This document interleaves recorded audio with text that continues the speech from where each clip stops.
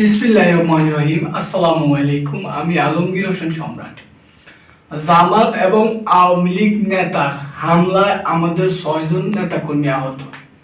চিন্তা করেন, জামাত এবং আওয়ামী লীগ একাকার হয়ে বিএনপির 6 জন নেতাকে হামলা করে আহত করেছে। কোন বাংলাদেশে আছি আমরা?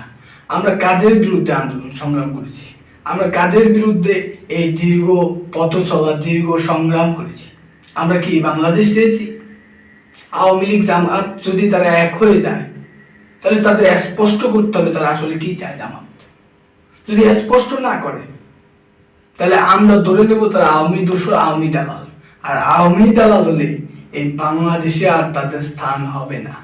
কারণ বাংলাদেশের জনগণ খুব ভালোভাবে জানে বাংলাদেশ জাতীয়তাবাদী দল, এই দলের মূল রাষ্ট্র হচ্ছে জনগণ। আমরা কোনো বাইরের দেশের প্রেসক্রিপশন বা কোনো দলের বা কোনো ব্যক্তির একক গোষ্ঠীর দল না। আমাদের দল হচ্ছে গণতান্ত্রিক দল, যে বাংলাদেশের আপম জনগণের দল। কাজেই আওয়ামী এবং জামাতের যে ন্যাক্কারজনক ঘটনা, এটা আমি তীব্র নিন্দা এবং প্রতিবাদ জানাই এবং দোষীদের দ্রুত গ্রেফতার করে আইনের আওতায় আনার আহ্বান জানাই। সকলকে ধন্যবাদ।